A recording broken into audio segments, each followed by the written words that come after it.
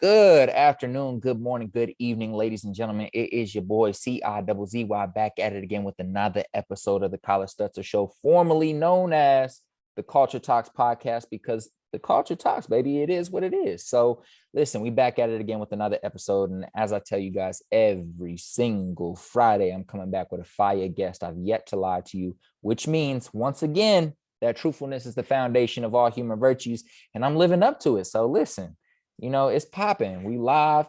We got another dope guest who I'll have introduce himself here shortly. But to do my little, quick intro based off of my research, we got a former pro ball player on the show today. We got an author. We have a founder of, a multitude of companies. We got a CEO. We got a Black man. We got vibes, man. We got a passionate individual about entrepreneurship, about business, about real estate. And I know for one thing, that's what a lot of y'all care about. So I had to have him on here. So really, I'm really blessed today to have the legendary, in my opinion, because I love his content, the legendary Art Morrison. Go ahead and introduce yourself to the people, my guy. Peace, family. It's Art Morrison III. Please say the third. I'll get into that story a little bit, but yeah, my name is Art Morrison III, former basketball player, a professional basketball player. Long journey to get there. I'm sure we'll tap into that on this call, but transitioned my basketball career into entrepreneurship, running a youth basketball organization for some time. That was my first business, my baby. Wanted to make more money, so started tapping into this finance, private equity, real estate business that we'll talk about on this podcast as well. So I'm very excited to kind of share my story. You can follow me on IG at Art Morrison III. We'll get to that at the end too, but I know sometimes people like to creep a little bit while we're going on this episode and I'm breaking down my story and whatever value I can bring. So thanks so much for having me, man. And yeah, let's get to it. Bring the hard questions. Bring what you got. Hell yeah, I love it, man. Well, let's start off with the origin story. Where do you come from, my guy? Where'd you grow up? Let's talk about childhood, some of your favorite memories. Let's just start from the beginning. Yeah, grew up in Jersey. I'm a Jersey boy, Somerville, New Jersey, to be exact. It ain't the worst place in the world, but growing up, it wasn't the best. It's a typical hood. There's a hood everywhere. There's levels to hood. There's like violent hoods. There's drug infested hoods. There's just poor hoods. Mine was a mix of all three. Depending on who's listening, and it's so funny, America's so big, it's like I could tell a certain audience or a certain caliber of person in my sphere, because I'm in private equity, I'm in finance. There's a certain level of person I'm talking to sometimes, and I could describe my childhood and lifestyle, not even in a way that like I'm trying to emphasize that it was bad. And they're like, oh my God. Oh, wait, really? Oh, you guys had, right? But like, if I'm talking to somebody who's like from the hood too, it's like we relating. But if I'm talking to somebody who's from like really bad areas, they like, it's like, oh boy, you was from the country, like they'll say to me, or they'll say like, man, you grew up privileged. But anyway, so I grew up like in Jersey. The town would be considered middle class, but the little area I was in wasn't the best. Like, everybody, I tell a story in my book. There was a time that I went to the basketball court with my friends, like 11 to 12 of us, and we all came home to no fathers or brothers, because there was a raid in my town. They literally locked up everybody. Wow. Can't make this up. I had two cousins, my brother and my dad, all incarcerated the same day. And everybody who I was at the basketball court with went through the same thing. So it was just that type of environment I grew up in. At the time, you don't think I'm growing up bad or I'm growing up poor, because you don't know any different. But in hindsight, having gone to college, the first person in my family to go to college, right? Having played professional basketball in another country, seeing the world more, I started looking back, and that's when I wrote my book, because I started looking back like, yo, this ain't normal. You know what I mean? Like, some of the stuff we were going through where it was not normal. So anyway, overcame that and became a pretty good basketball player for myself, because that was my escape. And we talked about offline before this podcast, for many people where we from, Black and brown kids, that's everybody's dream, basketball or rap or music of some sort. So I was a basketball guy, and I was pretty good. You can't tell on this podcast, but I'm 6'7". So I also was blessed with some height and ability to play basketball at a high level.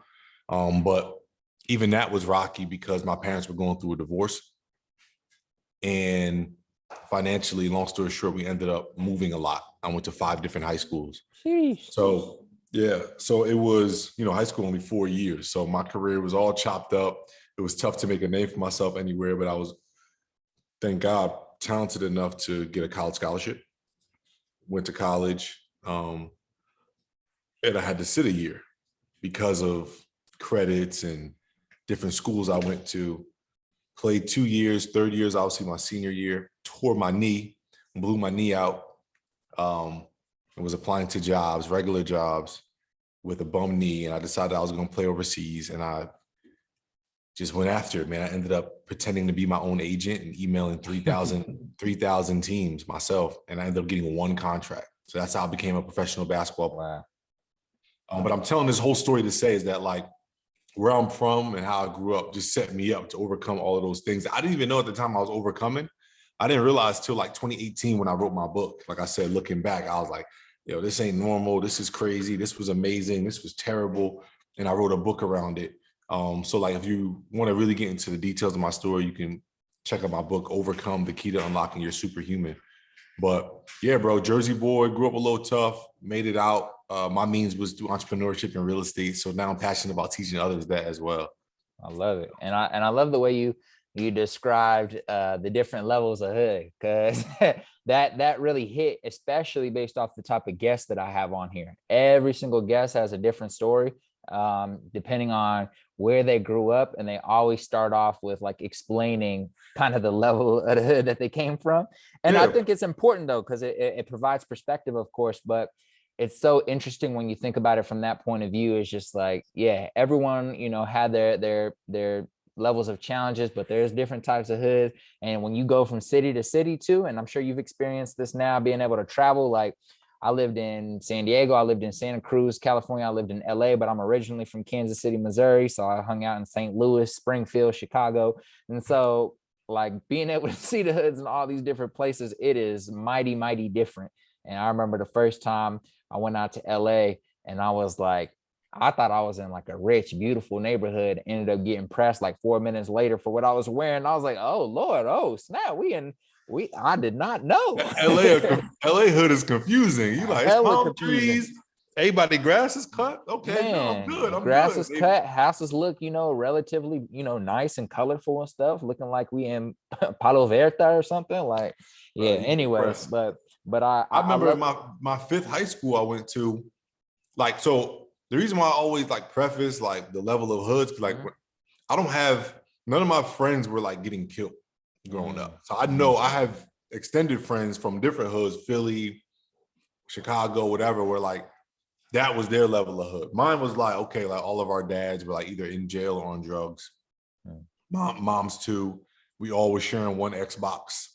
You know what I mean? We all like, I had to walk down the street to get ketchup from somebody's house. So it wasn't until I started my youth basketball organization, which, we did a lot for Black kids in the community, but my organization, just because of where we're at, attracted a lot of business from upper class or middle class, like white people or Asian or people of other, ethnicity or race.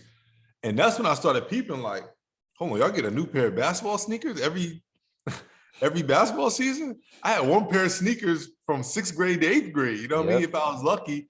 And it wasn't the sneakers that, that I really wanted. It was some BS that my mom could afford. So I had the proteges from Kmart. Bro, everybody had the proteges, the Shaqs. The Shaqs was big when they dropped. But Shaqs then, was cool though. Those is an underrated shoe. No. No, they was underrated, but still, they wasn't the AIs or the T-Max. Absolutely not. I don't know how old you are, but I know when I I'm was familiar. Like 6, 7, it was like AI, the A5s with the Jadakiss commercial. Like that was the one. The T-Max was big. You had the Kobe. Like, so it was levels, bro. Like certain kids had those, and even today, it's like you got the Stephs, LeBrons. These sneakers is $200-something. It was like, I got a PlayStation 2, but by the time I got a PlayStation 2, I think the PS3 was coming out. Like that was the way I grew up. So it's, we could laugh and like that's still not the hood, but like, yo, it is, because as I'm growing in this space, and we'll talk about this on the podcast, financially, as a kid, you shouldn't have restrictions on what you can reach or achieve because of your financial situation as a kid. So like if your mom can't afford to put you in basketball or karate, or afford to get you a $300 or $400 video game that you want, like, bro, that's poverty. Like that's poverty. In the grand scheme of household income, you look at real numbers, Like that's poverty. If you grew up and your mom was making $22,000 a year and had Straight up. 4 kids and your Yeah. dad has no income, like, bro, that's poverty. On paper, it's poverty. You don't, like, people don't have to be in the streets like shivering or getting shot every day for it to be poverty or to be the hood. It's like, it was the hood, bro. We was poor. Like we couldn't get, like we went shopping, school shopping once a year. If I seen a shirt I liked, I didn't even ask. Like, you're not asking for a shirt. I literally grew up like I knew I would go to the store. You just didn't ask for nothing because you knew you wasn't getting it.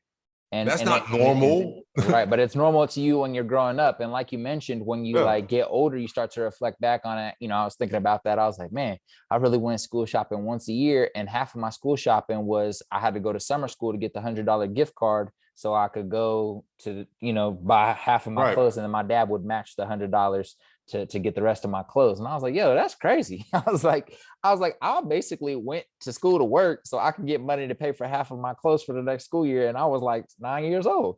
And so, Oh, like that's not regular. exactly. And like, again, people can, and we'll transition from here, but I do think it's important perspectives from some listeners who don't, didn't have that experience. You can have, I always tell myself that I'm grateful because number one, I was blessed to have both parents in the household. Number two, I could always eat. I always had food and I had shelter over my head. And I didn't have to like open the oven up to get heat and stuff like that. But on the flip side, it's like, okay, this is the type of food I'm eating for school lunch, or I'm on free school lunch. If I'm getting food from home, it's like, some random noodles or something and just throwing some random shit in there. So it's good. You know what I'm saying? Or, the iconic, hot dog sandwiches and bologna sandwiches and stuff that, so, there's levels, but anyways, I identify with that. And I love that you share that because it's important perspective for people to realize. Yeah, it's like middle class poor, it's like lower middle. I don't know what you would call it, but it's funny, and I love it though. Like even you said, open the oven for heat. Like yeah, like that was it. That's where I was. Like I still had shelter for the most part. I had, my dad was home for the most part, but yeah, that oven was open though. That oven was heating the house. Man, and you shared a lot about you kind of like gave a little run through of childhood through teenage years, but I want you to kind of share with us, who were maybe the 2 or 3 most influential people in your life, between 0 and 18. So growing up, before you leave the house, before you go to college, the first kid to go to college, who were some individuals that really impacted you in the way you think, behave, and how you were moving as you, entered adulthood? Yeah, for sure. So there was only one person that I actually know, like personally, and that was my older brother. So I do have an older brother. I'm the youngest boy. There's 4 of us, but my brother and I are 10 years apart, like 9.5 years apart. So his role was like, if you imagine when I was 7, he was 17. So you can just imagine a 7-year-old seeing a 17-year-old and how they dress and how they move and how they carry themselves, how that would impress on you. But then, I mean, even at 17, seeing a 27-year-old, right? So that was big. That was like, I got to see someone who was literally from what I'm from be something, even if it was just the best drug dealer on the block. Like I got to see that and have some sort of aspiration, which is huge. A lot of people don't have that. It's slept on. But besides that, I was big Kobe Bryant guy. Love it. Love it. Just because, before it wasn't Mamba mentality yet. That didn't come till like late. I'm talking about like 2005 and before. It was just like the confidence he moved with, the baby face. He was young. He was fierce. He was cool. A lot of people know like old head, like Kobe, that's like mentoring LeBron and them and all that, like from 08 and beyond. But before that, Kobe was like the young kid on the block that was really cool and like dressed a little edgy, had a little baby fro, which was like cool at the time, had the armband, like. So I was a big Kobe guy since then. Just loved the way he walked, loved the way all of that. So, and as he got older, it's like we aged with him. He also is, now Kobe's a little more than 10 years older than me, I think like 12 years. But again, it was just like that age gap that was just like, you could look, it wasn't too far. It wasn't like looking at like your pastor or something. Right. It was like, nah, okay. You knew you were going to be there soon. Right. You knew you were gonna, and you could directly aspire and like make immediate change to be like that individual. And then the other one is Jay-Z for sure. He was like slightly older, but made it look cool to be older, cool to be mature. You know what I mean? So these are all, again, the whole purpose of this podcast, like we talked about, these are all like Black men. They look like me, like they all kind of tall. They all have like that same broad shoulder stature. That was like important because it was like, y'all could really like close my eyes, open them up again, and be that person. Yeah, if I chose to be that person. That was like big for me because it was like I believed I could be whatever I wanted in this world. So And when you had examples like that that are already close to you, it just further like, yeah, I could do whatever because they did whatever. I love it. And I think that's like, you know, again, like one of the focuses of the podcast being representation in different careers and industries. I think when people think about faith, one of the most awesome aspects of faith, or what assists with faith, with an individual having faith, especially young kids, is being able to see somebody who looks like you, came from similar situations, circumstances, be able to achieve. You know, I've heard Will Smith and plenty of other motivational speakers say, you know, when you see somebody who looks like you do something, you know, any specific thing, there's literally no excuse for you to be like, I can't do that, because they came from the same or similar circumstances. They look like you, they dress like you, they're the same height as you. So that, you know, image of representation is super powerful. And again, like you said, the reason why you're here today. So so, you know, we talked about some challenges of childhood and the realities that you went through, but can you maybe quickly share what your favorite childhood memory is, if you can think of like one thing? I know you said you and the homies used to share one Xbox. That could, you know, although it's a sign of struggle, it could also be, you know, a communal aspect of happiness. But what is one of your favorite childhood memories that you've held on to today? It's there's so many, because no matter how much I tell my story, I still consider my childhood just amazing. Because like I said, nobody was getting killed around me. Like, it wasn't a scary thing. I could wake up 6, 7 a.m. and go to the basketball court. And I knew my friends would be rolling in and we would just play all day. So I'm going to say that's my fondest memory. Like, I come from a small town, but it was literally like 3, 4 of us, 5 of us to like go to the NFL and like, you know, play basketball in college professionally. There was some track stars, like Division I athletes. So my fondest memory comes from, like, I got to go on that journey with Frank. Like, we created that. Yeah. We were literally waking up early in the morning and competing against one another. It was like pretty amazing. Like, you probably never heard of my town before in your life, Somerville, New Jersey, but like, I can literally off the top name 4 or 5 people that went and ran Division I track, or went and played NFL football, played overseas like myself, or Division I, Division II basketball. Like, because my favorite thing was that part. Like, my mom didn't have to supervise me. It wasn't no cell phones. I could just wake up and go compete with friends. It was like a 2-block radius. So growing up playing basketball and whatever sport you were into at the time. And it was bigger than just playing basketball, yo. It was like you could go hoop, then take an hour off and all walk as a group to the corner store and just bother the guy that works at the corner store and steal and whatever. Then go and cool down at your friend's house, and 10 of us like waiting to get on the sticks on Xbox. And go back to the court again. It's only like 2 o'clock. So now you're back at the court, right? Like, summer times growing up were like just the dopest. So right. Yeah, for sure. That's probably my fondest memory outside of, like, you know, Christmas and stuff like that. You know what I mean? Facts. And, you know, oftentimes, at least my experience has been, you know, when you're tall, when you're Black, when you play sports, when you're funny and you're an outgoing individual, you know, people just look at you for those standards. Okay, he's funny, he's cool to be around, he's also an athlete, I like being around him, good energy, cool. If you identify with that, what is maybe something that people you grew up with, or people now that you're entering new rooms and new communities and new industries, what's one thing that you feel like people most misunderstand about you?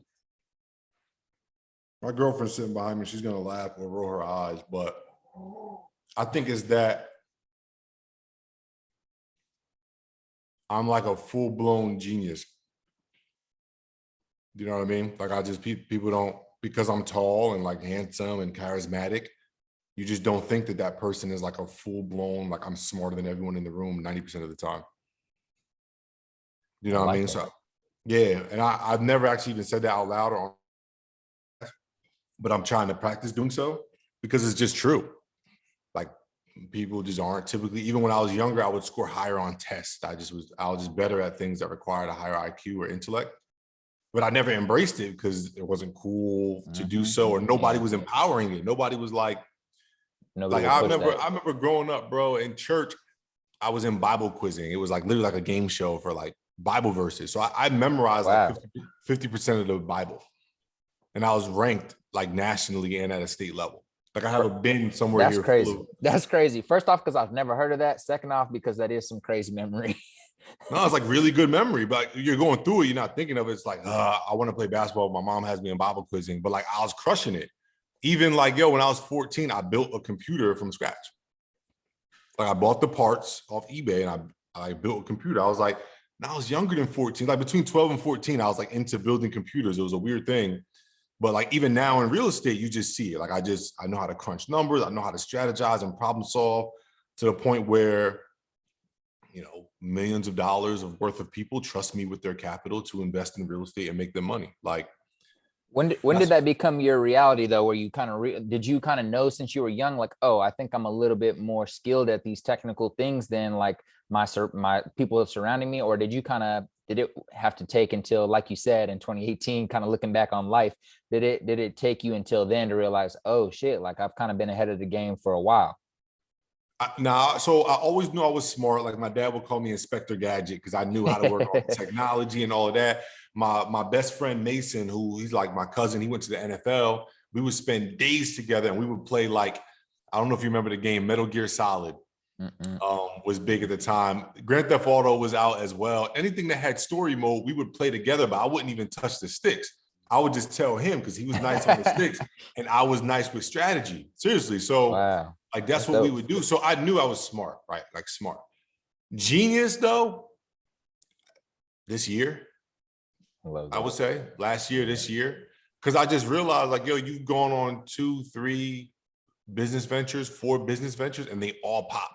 Like you're good at everything. When you're good at everything, it's bigger than talent, bro. It's not talented. The talent means like one thing. Right. Yep. That ability to adapt and be good at everything, I think makes you a genius. Like Kanye, for example, is a genius, not just because he makes good music. Everybody was like fighting him on the fact that he said he was a genius because he was just a musician. So no matter how good his music was, if he said genius, they were like, come on, bro. But then it was sneakers, and then it was overall fashion. Then it was film and creativity. Then it was like album art and it was just this whole thing. And now transitioning into technology, right? Now into tech. So it's like, that's a genius, bro. So this year or last year, I would say I started seeing that in myself when it's like, all right, you grew a youth basketball organization. Everybody loves your content on IG that I fully produce and create, by the way. Like whether I'm editing myself or just like producing, telling somebody else. It's not like I hire an amazing company. I just drop a bag and they create this content. No, like I facilitate all of that. So like that was strike 2. Then the real estate thing, how fast we scaled the real estate business, that was strike 3. And then like strike 4, if you get 4 strikes, was now we're scaling the real estate business at like an SEC compliant level. You know what I mean? At real like level of private equity, which like some people might not even know what that means. But it went from like fixing flipping houses to like doing this at a scale that some people are going to come and go on this earth and never even understand or know about. You know what I mean? Which is like dope. Period. Yeah. I love that. So I want to, start the process of your adult career and journey. So let's start with, coming to the end of college. What did you study in college? What college did you go to? And then let's talk about, you injuring yourself, applying for jobs. Let's get deeper into that you touched on earlier. Yeah, college, best time ever. So I go into college a computer science major. So this is where he is a genius, ladies and gentlemen. He is a genius. Yeah, so that's where my like smarts or genius clashed though with my charisma and athletic ability and all of that, because there's literally not enough time in the day to be a computer science major. Like that reaction you just had was the reaction that everybody gave me when I said I was a computer science major. They're like, all right, so you're a star basketball player and you're a computer science major? Like, what kind of nerd? You should have seen the people that were in my classes. It was like literally, like if I asked you right now to draw a nerd, like I don't know how you would draw them, but that's who was in my classes.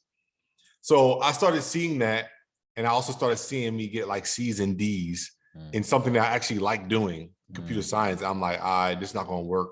I actually almost failed out. That same year, my dad was like 60 something and got arrested. Well, and was doing like jail time for like 2 years. So I was just like kind of angry at the world. I was sitting that year. I couldn't even play that year. I told you, so I lost a year of eligibility because of my high school situation. So my grade slip, I almost fell out. So that summer, I switched my major from computer science to communications, which is everything you see here. This the podcast mic, the camera quality. That's how I know a lot of these things and how they work. Because communications is like computer science is like the inside of the computer. Communication is like the outside of it. Like so, it was like TV, radio, film, public speaking. I felt like that was the best use of my talents. So I transitioned to that, and it was great. I was like, and I say this not even just to sound cool in the podcast, literally star student. Like I was just really good at that. So I found, like, I would say, another passion that like I actually like: radio hosting, speaking, video editing, producing film. That was my major. So sophomore year, junior year comes around, that's when I can play now. So I'm playing basketball now. I have this communications major. I'm getting straight A's. Life is good. Basketball is going well. I'm doing pretty well. The team's doing well. And then senior year is when I tore my knee. So I didn't say this earlier, but I went to Caldwell University. It's a small Division II school in Jersey, about an hour from where I live. So still in Jersey, but far enough to say, hey, I went to college.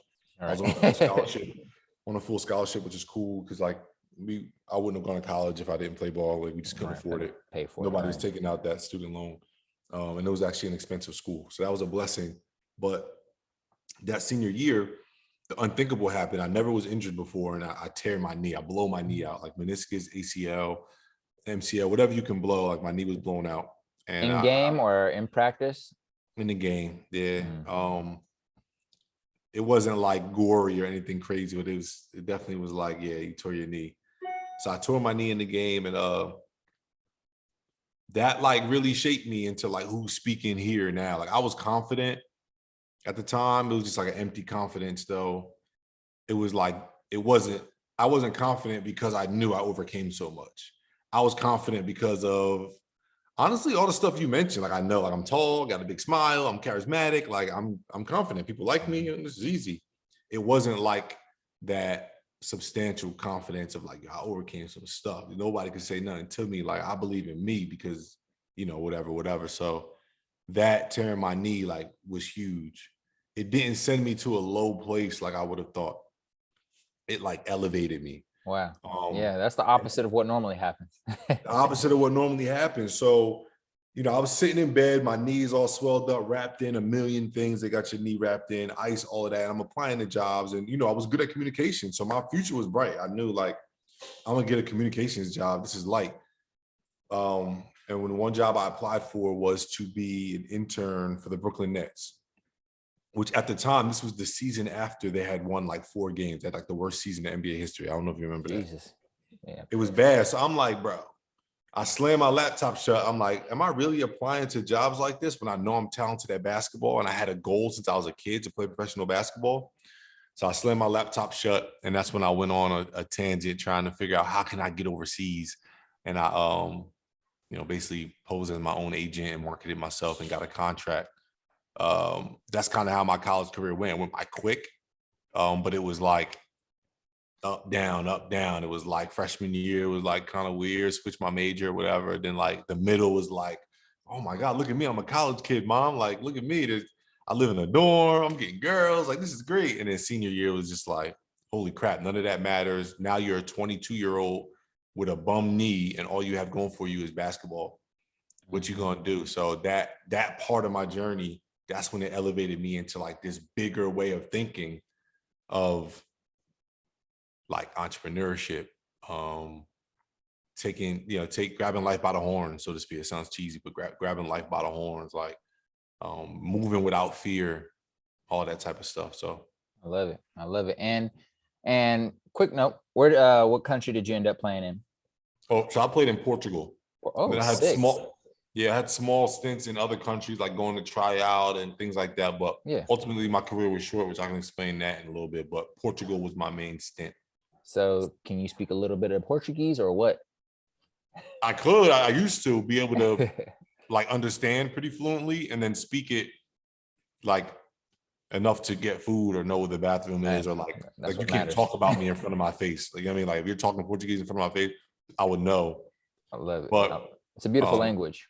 beautiful. It's so similar to Spanish. And like in Mhm. America, Spanish is very important because there's a lot of Hispanic people here. Mhm. So it's really easy to pick up. But unfortunately, it's so much easier to learn something when you're submersed in it. The minute I left Exactly. Portugal, after a year, I didn't know it wasn't the same. Happens to me every time. My family's from Tanzania, from East Africa, and every time I go back, like, I pick it up real smooth for the month that I'm back. I'm like, okay, I got this. Then we come back to Kansas City, and I'm like, damn, 2 months later, I can't remember nothing. Got me over here on Duolingo trying to catch up and shit. But no, I love it. So I kind of want to talk about like where the mindset and it might have been there from when you were a kid, but the mindset shift happened to like shift towards entrepreneurship, business ownership, and trying to do something off your own muscle instead of going and I quote unquote relying on somebody else's platform that they built to be able to secure the bag. So like, were you in Portugal like playing basketball, but then back in your room like just thinking about business ideas? Like, how did that go for you? What was that process like? Yeah, so I thought it was basketball. I thought that was me like controlling my fate and all that. And now I have a passion for athletes, professional athletes, because what nobody's talking about, some people do now, but it's just a job, bro. NBA, NFL, LeBron James, he's got a high paying job.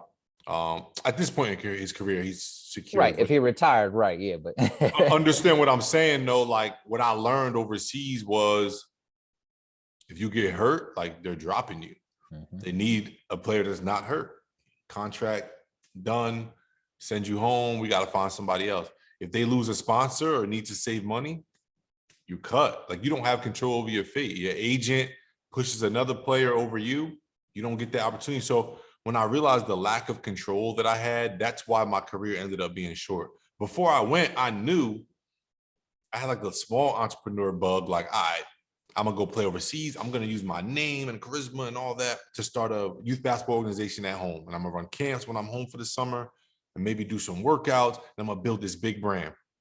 And then I'm gonna go back overseas every fall and then do that in the summer. That was the plan. But after that first year, when I realized the lack of control I had, I said, why let playing for somebody else or working for somebody else, which is what it is, why let that get in the way of this entrepreneur opportunity? So like for 2-3 years, I was still like going back and forth overseas trying to figure it out. But once I saw that it was only getting in the way of growing my youth basketball organization, I went all in on that because I knew I can control my dollar. Whether I was only making 1,000 a month or 10,000 a month, it was all under my control. $1,000 a month that you fully control hits way different than 20,000 a month that you got to work for somebody else. You got to follow somebody else's rules. You rely on a paycheck. So I took that risk and went from overseas to running my youth basketball organization. And I never looked back since. That was when I really realized like, yo, entrepreneurship, I could go home, look at the whiteboard, write a bunch of stuff, a bunch of ideas. Okay, boom, we're going to do 8 weeks of camp in the summer. If I train, if I make 1,000 a week from camp, that's 8,000 for the summer. Okay, cool. But then if I train 5 kids a day at 100 an hour, that's $500. Okay, cool. But then if I hire other coach, okay, we got an after school program. I could draw all of that and then go do it. Mm, Nothing would stop. I could just go execute. mm. So once I peeped that, yeah, this is it. This is it for me right here. Like entrepreneurship, this is lit because it allowed me to be my true genius, my true creative self. I never could be that before. You could be as smart as you want to be in a class, but they're grading you on how smart you are based on their books and their thought and all of that. Same thing in basketball. You could be as creative as you want to be. Ultimately, you're playing in somebody else's offense. You're playing for somebody else's team, blah, blah, blah. You don't never have full control. Entrepreneurship for me was like full control. And when you're somebody like myself who has a lot of ideas and you just want to get them out and execute, it's very important that you have the space to do that or you'll drive yourself crazy. You'll never be happy. I love it. I love it. Yeah. And so, as I'm sure people can assume, like you said, you started a business, so you're the founder of AboveMAX Basketball. I know for a fact that there's a few, former college basketball players that listen to this podcast that don't, haven't discovered their next route. So what's the business model for running a I don't, I would love for you to share a little bit about what your business model was. Was it a camp? Was it strictly training? Was it all of it? And just Man, let talk me about, tell you yeah. something.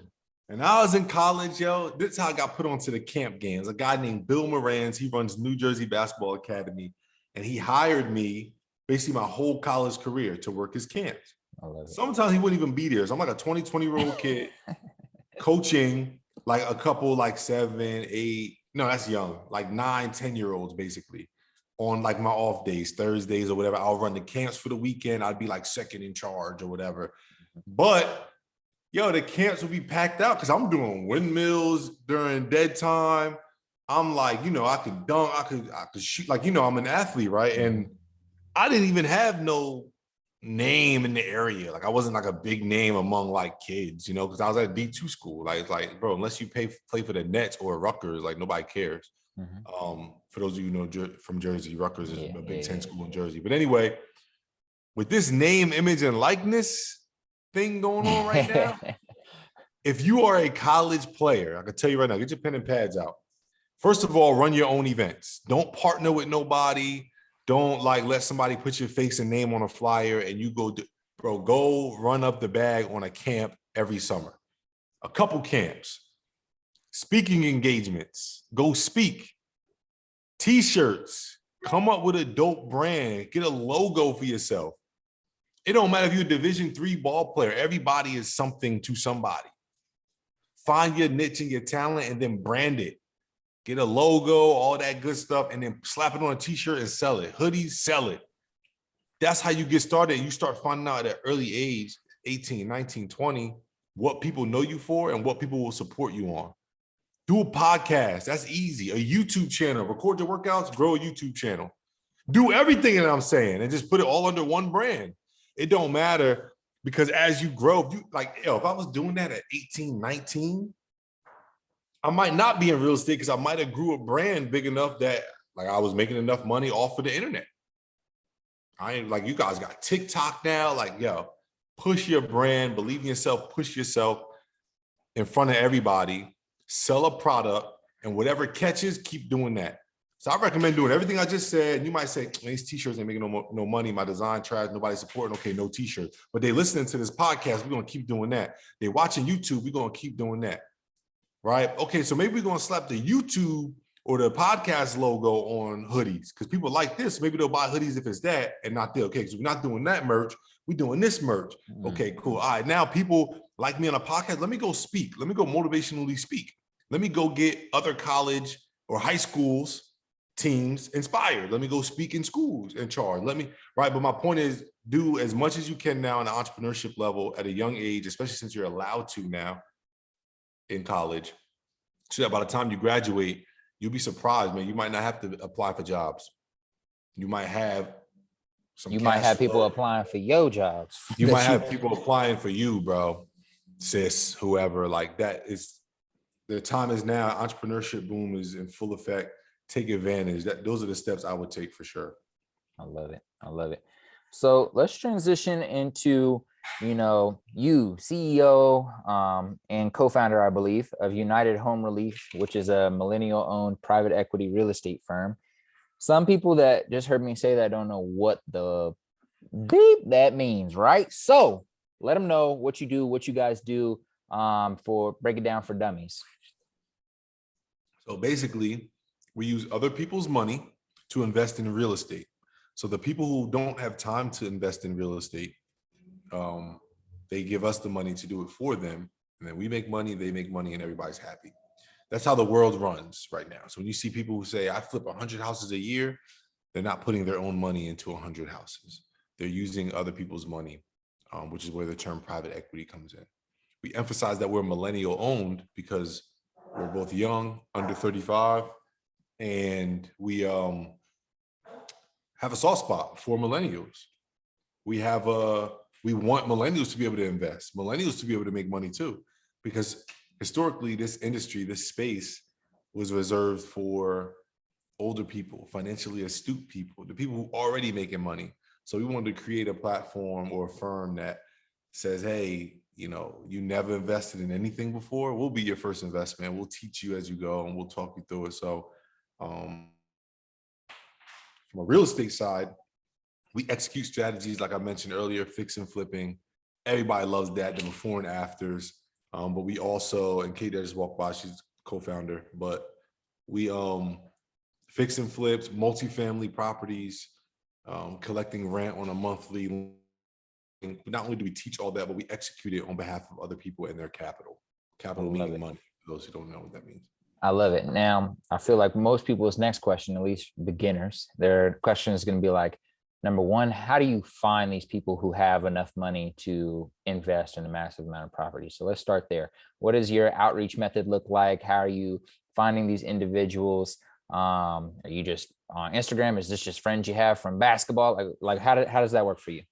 Yeah, so there's some rules you got to follow when you're dealing with other people's money. So the rules for someone who I already knew, friends and family, are different than someone who might have just come off Instagram and they met me specifically because they want to invest. That's a whole different type of thing. And then there's people who I might kind of know, right? Me and you did this podcast. We ain't talking real estate. You might hit me after this, like I want in, and we partner. That's different than if I raise a fund of friends and family, which is different than if I raised a fund of money of strangers. So saying all that to say, the answer to your question, before you even determine who that person is branding and marketing the way that we all know it and imagine it. And that is, I mean, whoever's listening, you probably can answer all these: social media, a website, a billboard. I mean, whatever, like why do you buy an iPhone every year? What makes you buy an iPhone, right? Commercials, like all those same mediums. Marketing is the same for every company, whether it's McDonald's or Apple, for the most part, the same. It's just about getting in front of as many people as possible and then doing what? Providing value. So whether you know it or not, when you watch an Apple commercial, it provides you value. They might not be educating you, but they might make you think, man, that's cool. McDonald's might not be like feeding you or teaching you about burgers, but they might make you laugh. That's value in their commercials or advertising or marketing. So for us, we don't go those routes. We do in some of our content, but ultimately we use YouTube, Instagram, all that to give content that provides value. Hey, let me teach you quick mini lessons on TikTok or Instagram about real estate, intrigue you, show you the benefits of real estate, and then I have a solution for you. Here's the solution. Invest with us or purchase our mentorship and we'll teach you, or hop in our fund, partner with us, right? So we offer those solutions. Same thing when you watch a commercial, an iPhone commercial, it's like, oh, you want to connect with your mother face to face from across the country? You want to manage email organized way? You want to be able to copy and paste things from IG directly to your calendar? Here's how you do it. And then they give you a solution, iPhone 25 or whatever, right? It's like, that's branding and marketing at its finest. That's the same thing that we do. Our solution is ultimately people growing their money and learning about real estate in the meanwhile. So we just push out a bunch of content on a bunch of channels, value that feeds that need. I love it. I love it. I hope that explains. It does. Version. It does. And so before I ask my next question about, still about, private equity, but before I ask that question, I do want to ask you, what is a common myth about real estate or real estate investing that you've seen in our community that you maybe want to debunk, or that you have to, debate with people about on a daily basis with people who aren't in real estate yet? Like, what is something, and if that's not a clear enough question, what do you think is like something that holds most people back in our community from getting into real estate? Yeah, no, that's a great question. You're a good podcaster. These are great questions and great research on your guest. It's people overlook that. But anyway, there's a couple. Number one is that, first of all, real estate is responsible for 90% of millionaires historically. So like, it's something you have to invest in if you want to be wealthy. You can't skip real estate. People get rich just off buying the roof over their head. So the common misconception is that like owning real estate is hard. Oh, what if the hot water heater goes? Like, okay, a hot water heater literally is like $400 to repair or replace, maybe $1,000 max to install. But if I own the property and I'm collecting $1,000 in rent every month, then I just lost 1 month. But the rent is cash flow. That's after the mortgage. Mind you, that rent is also paying down your mortgage, meaning if you buy a house for 300, you're paying that $300,000 loan down. And then over time, that 300 is also going up because of supply and demand. The earth isn't getting any bigger, right? So when you buy real estate and you own land, that asset is always going to appreciate because people are being born every day, right? I won't even get deep into that. Equity. Equity all day. So you got equity, cash flow, power and control over that actual land. So many different things. Roof over your head. Hey, ain't nothing even up there. So you got they seeing some ghosts. Yeah, I'm like, should I be concerned? But but yeah, right. So the benefits of real estate outweigh any myths that come with actual real estate. Before that, in our community, we always like to tell ourselves that you need money or you need good credit, not understanding that real estate isn't purchased with people's money or good credit. It's purchased with businesses. So we start an LLC every time we purchase a property. With an LLC, you're literally birthing a child, but it's a superhuman child, a child that can be what I call Voltron or Megatron if you watch Power Rangers, or Megazoid is Power Rangers. Megatron is Transformers. But anyway, it's like the ultimate machine that has different parts. So with an LLC, I might say, yo, I got a 500 credit score. I can't buy no properties. False. If I identify a property and I say, hey, I'm Art, I want to buy it, and I have a 500 credit score, they're going to say no. But if I say, hey, my name is Art and I'm the owner of Art Buys Houses LLC and I want to buy it, they're going to say, okay, well, we need someone to guarantee the loan on behalf of your business. And then I can go to you and I can say, yo, you want a partner? You jump on my LLC. We'll both be members. And you're going to sign with your credit because you have an 800 credit score and you sign to buy this house. And I'm going to give you a piece of the many benefits of real estate. I can give you equity. I can give you profits. I can give you cash flow. I can let you live in it. Whatever I want to benefit, I want to give you. That's how real estate is purchased. So in understanding that, you'll realize you don't need money and you don't need good credit to buy real estate. You just need the knowledge, the game that I just spit. And then you need actual real estate. You have to know how to find properties and how to find deals. That's the big misconception. So that's what holds people back the most, is like, yo, if that's the other thing. You asked me the college question. I wish I knew this in college because I would have graduated, got with my 4 roommates from college. No, forget graduating, my bad. Instead of renting a house for my basketball team in college, we would have just bought one. 4 of us would have jumped on as owners. We could have used any of our parents to sign for the house. We could have paid our parents rent. And then we graduate and get jobs. We assume ownership from our parents. That would have been an easy investment right there to set yourself up. And then if you move away and you can't live in it, you just collect rent and you take your portion of the rent from that house. Like, it's actually a layup in real estate. It's really easy. And the way I learned all this was by being broke and having bad credit. My first 4 or 5 deals were done. I had a 580 credit score and no money. My first 5 deals. Now I'm on deal number 22 and I do it like clockwork.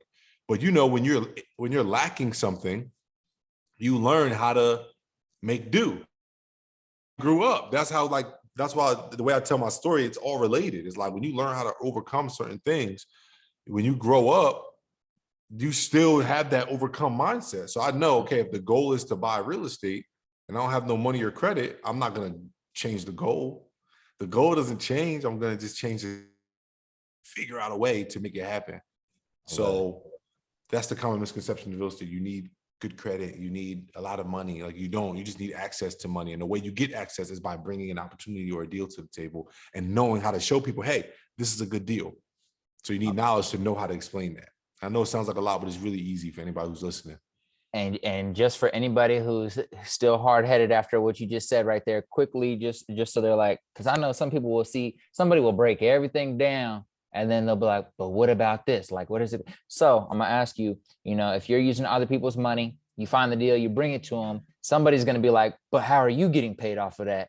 Like, if you're using their money and it's gonna be like their big deal and they're trying to make, like, where do you make money? So where's your fee in that process, I guess, is the question. And what's that called for individuals who's just straight focused on just the bread right now as we talk?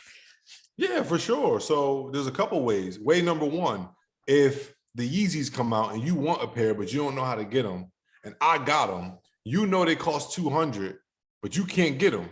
I'll get them for you, but I'm going to charge you 250. Are you going to give me 250? right? Yeah. So that's, I made 50. That's how you make, that's one way. Way number two is if you don't know how to get those Yeezys, but I can get them for 200, but I need 200 from you to get them. So I know how to get them, you don't, right? But me and you know we can sell it for 300. Would you give me the 200 to go buy them, and then we sell it together and make 300 and split the 100 with me? I love it. Yeah. All day, because you still made 50 and you ain't do nothing. You just gave me the 200 bucks. Way number three, if we knew that we could buy 5 pairs of Yeezys and charge people $100 to wear them once, and we can charge them $100 to wear them once 30 times on a month and make $3,000 a month by renting out Yeezys, would you give me the $200 to buy the Yeezys in the first place and then split the 3,000 with me? Yes or no? Yes. All day, because you ain't do nothing.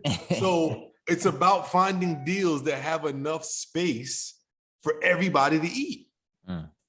That's it. So if I buy a house for 300,000 and I need 60K from you to buy it, boom, we got a house for 300K with both owners. But I manage it. I get tenants in it. I collect the rent, right? I'm the one who came up with the idea in the first place. And the property, the mortgage is $2,000 a month, but it makes $3,000 a month. Bro, you'll gladly take $500 a month out of the $1,000 profit for the rest of your life. You get $500 a month for the rest of your life for only a $60,000 investment, and you get half the equity. I love it. I love it. So it's just about the ability to explain the benefits of it. If you can explain the benefits of it, people are going to throw their money at you. You know why? Because your money, if it's sitting in the bank, is getting 0.003% interest. Inflation is 7%, which means if I put 100,000 in the bank right now, next year is really only 93,000. I lost $7,000 off the rip just because I didn't do nothing with it. So if I can put my money in a deal with you and make anything greater than 7%, I'm winning. Anything greater than 0.003% the bank is giving me, I'm winning. So we're at an advantage. If you have a high income skill like real estate, you're at an advantage all day, because it's like, oh, you don't want to invest with me? That's fine. Go ahead and lose money. For us, we're like, we never even have to have this conversation, because there's literally a line of people that want to invest. Right. It's a line of people, because that Yeezy example where we buy it for 200, sell it for 300, and we split the 100 profits 50-50, we're doing that 12 to 20 times a year. So if you're an investor and I'm like, yo, for 200 bucks, you can make $50 20 times. That means you money back plus you 10. Yeah, exactly. Yeah, you 10x your money, because you put up 200 and you made 2,000. Right? No, 50 times 20, not 2,000. What's 50? That's 4,000. So you 20 times your bread. That was probably the best analogy I've ever heard with the Yeezys. That was clean. That was clean. I gotta acknowledge you for that, because I was over here like, God damn, that is good. Yeah, like, yo, I always use sneakers because sneakers are hot. It's like, you could go wait in line. Well, they don't do lines no more. They got like the app and stuff. But when I was growing up, you had to go to Foot Locker at 11 p.m. for them to open up at 6 a.m. to maybe get the sneaker. So if you're going to do all that for somebody, the least they could do is give you the bread to get the sneaker. Man. So in real estate, if I'm doing all the work and your money is just funding it, then the least we could do is split the profits. And that's how you can make a living in real estate without using your own money or credit. Boom. Boom. If I had the little board where I could be like explosions, I would press it. But, you know, y'all get the point, ladies and gentlemen. That was fire. Run the past 15 minutes back, ladies and gentlemen. You got a new plan to secure the bag in real estate. It's a big bag too. It's not like it's not an easy bag. Add a couple zeros to that, and that's the real amount of money that you can make in real estate. It's huge. Big bag. I love it. I love it. So I wanted to ask you, in real estate and just entrepreneurship overall, what are maybe, in your opinion, underrated tools that are indispensable for your business? Being friendly, aka networking. Just like talk to a lot of people. being outgoing, aka not being afraid to share what it is you're doing. Music industry, like record labels, they make a lot of money off just being outgoing for talented people who aren't outgoing. So imagine being able to sing beautifully or rap or being really talented, but you're not outgoing. So you're not going to post it a lot. You're not going to go in the corner in Times Square and sing like some people do. That's where record labels make money. They do that on behalf of you and get you seen. So you can save a lot of money and get yourself seen just by being friendly, networking, meeting a lot of people, and sharing your talent. Those are two intangibles that I think, like, because you're gonna suck. Like you suck. Like I sucked at real estate in the beginning. I look back and I cringe, like, oh my God, like that's embarrassing. I look like an idiot. Like you never rap as good as you think you rap when you first start rapping. Like you're never, when you do a crossover in basketball, like it don't never look like AI when you first try it in the game. Fact. It takes years and years for you to get that AI like real shimmy involved. It takes years and years for you to, like, if you go listen to 2008 Drake, like I cringe for him because it's like he can't sing, bro. It's like different. But now 10 years later, it's like, oh, he actually can sing. Like he's not like a singer rapper, he's actually singing. But it took, like, he had to do that for some time. So I'm saying all that to say is that understanding and fearlessness when you start something, to treat it like it's the end product. Like, yo, this is that crack. I don't care what you say. That is like the biggest intangible. Like if you make t-shirts or you design clothes, like it's gonna be trash. Just know it's gonna be trash, but you gotta just move like it ain't trash. And eventually with consistency, it's no longer gonna be trash. And that's when you really blow up. People don't make it to that level. Like they don't stay consistent enough or persistent enough to make it past the part of like not being trash. Fact. They'll end when it's trash, which is like the dumbest thing ever. Like, you know what I mean? Like, yo, leave while you hot. If anything, you're gonna leave while your product is still due. Like people give up. You know, we talk offline about your podcast and some of the stuff you want to do. Like, that's a major talent in you that you just keep rocking regardless of what equipment you think you should have. It like you just rocking 100. We say 111 episodes. Yes, sir. You know what I mean? So like that is the intangible talent that people overlook. There's somebody. No, there's not somebody. You're looking at somebody. Me, my friends, we struggle to get a podcast off the ground because everybody's like, oh, we got to do this, or oh, we got to do that. Like, no, get your butt on Zoom in front of the webcam and record a freaking podcast. That's it. Go print the t-shirts and sell them, right? So that's the intangibles, like action taking, unapologetic action taking.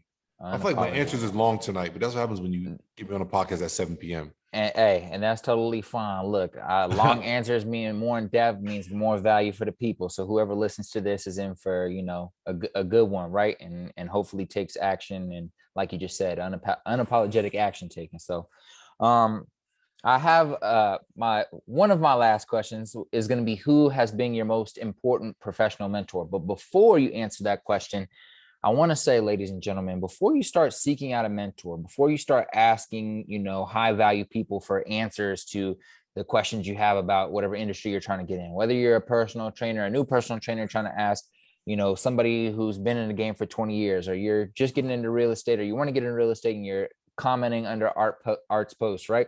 Make sure you do the work before you come asking questions, because a lot of times individuals will pop up asking questions that are clearly just right there in front of you. All you had to do was a Google search, listen to one podcast, and you'd have it already. And when you come to these people who are busy and they're hustling and they're you know, high impact people, high value individuals, they don't got time to just be spitting out answers you could have Googled, and it shows you're not serious. Now, I say this, no disrespect to this individual, and I ain't even gonna say their name, but if you happen to listen to this podcast because you like art, I apologize, but I don't apologize at the same time. You posted a reel the other day, and in the reel, you had the words, you know, the words that Instagram reels allow you to put up there. It like reads the caption for you, and it looked fire. And I love that people use it. Even I just started using the caption things a few months ago, and I love it. But it's super easy. You know, anytime you're trying to make your content better, you should be searching through Instagram, looking at what options you have to make your content better, looking at what is at your fingertips that the platform's already providing. Easy search. You just swipe up, you see caption right there. You could have figured it out. But instead, you commented on Art's post, and Art responded, like, dude said, this is amazing.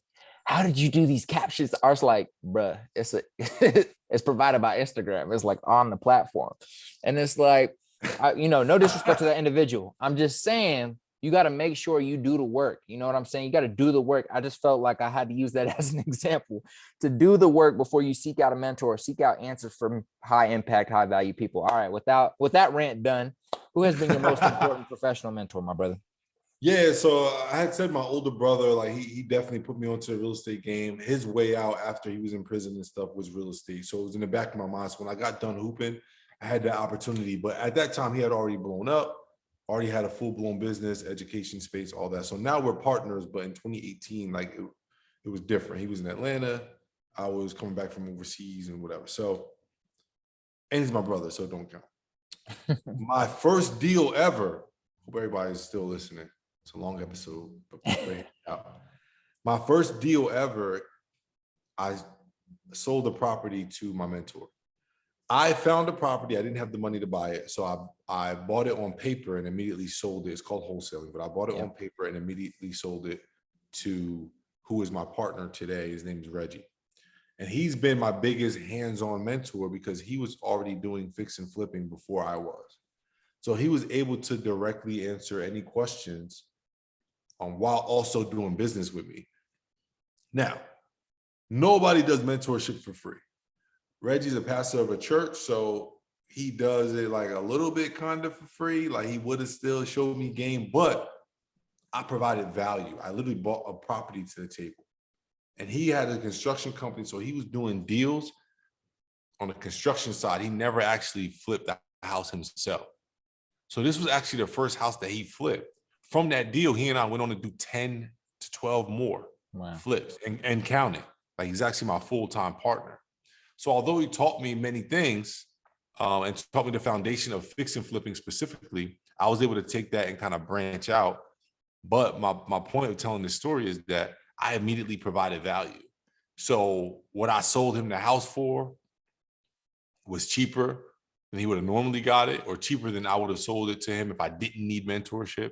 Right. So I was able to give a discount for mentorship. So I made some money and I got mentored. I got to shadow the deal. I got to take credit for the deal too. That was part of our agreement. Like, yo, let me use this deal to tell people, hey, I got this first deal, invest in my second one. Right. So he's definitely been the biggest impact. Reggie Williams is his name, but you guys, if you follow me on IG, you'll always see him. He's probably been the biggest, like most hands-on, like, okay, this is somebody who's already doing this. They're mentoring me. Now I'm doing it. You know what I mean? Not like I watched their YouTube videos or like I paid them for mentorship. Him and my brother are the biggest ones, but Reggie's been the most hands-on. I love it, man. This episode has been fire. You've been providing spitting game the whole time. I really, number one, enjoy your energy. That's important for me when I get on the podcast and talk for an hour and a half, right? So I enjoy your energy. But number two, I really appreciate you taking time out of your day to come, spit some game to the audience. So before we sign out, it's your last day on earth. You lived to 150 years old. You've experienced everything you want to experience. You've dominated and in every area you want to dominate in. But your great grandkids are sitting at your feet and they look up to you and they like, great grandpa. If you could give me one piece of advice on how to live a good life, and this is the last thing they're going to remember you for, what are you going to tell them? I love this question, and you're going to hate my answer. Grandson, make a lot of money. And that sounds bad, but I'm 32 years old and I'm sticking to it. When I'm 50, maybe I'll say, spend time with your family. It's not about money or success. Right now it is. The way I grew up and the way, like, I see what it does. It's what you do with it that makes, like, oh, money's the root of all evil, whatever. Right. The impact, right. But it's nice to have the ability to have that choice. Not having a choice is not cool, man. I'm not even talking about childhood, even just recent years of struggling entrepreneurship. It's like being broke is not cool, man. It hurts. You can't enjoy, you can't travel, you can't enjoy time like you want to. You miss out on events. You can't pay bills. People are hitting your phone with straight negativity because you can't pay them. Like, that's just no way to be. You can't eat how you want to be. You can't be as healthy as you want to be. You can't, like, it's not cool. So it's not cool to be broke, ladies and gentlemen. Remind yourself of that. It's not cool. It's not cool to be broke. I don't even mean cool in like the sense of cool. I just mean like it's not fun. life. Yo, it sucks. Yeah. So The quality of life is reduced. if I was on my deathbed and I had to give somebody one piece of advice, I'd be like, oh, come closer. I mean, like, make a shit ton of money. Like, yo, that's the advice. Like, yo, make a lot of money, because it just opens up so many doors for the experiences, for it just is everything, man. Like, you get to have your thing. Like, not being able to have your thing just stinks. Like, you're an adult and then you have to make money. So like now you hate the way you make money. Like that's the part I haven't even experienced. And I'm saying this. I couldn't imagine if I was making even $100K a year doing something I hated. Right? Like that's almost even worse than like just not having it, is like having it, but like hating how you get it. Like financial freedom is so important, man. Just find a way to make a ton of money other than just having a job or whatever. Like figure it out and you'll be happy as long as you got a good heart and good intentions and all of that. And you can start that process by listening to this podcast 3 times this week. That's an hour and a half times an hour times 3, but y'all can do it. It's valuable. My guy's fire. Go follow him on Instagram. Go ahead and share your social media channels and your website where they can find you and support you moving forward. Yeah, Art Morrison III, ART Morrison III, Art Morrison III, as in the third. My dad was a junior. He was in and out of prison a lot. So my mom used to not let me just put Art Morrison. She wanted to make me put the third on everything because she didn't want my name and my record being confused with my dad's, right? So anyway, Art Morrison III on IG, Twitter, LinkedIn, everything, TikTok. My website is artmorrison3.com. You can get my ebook for free. There's some other free content up there.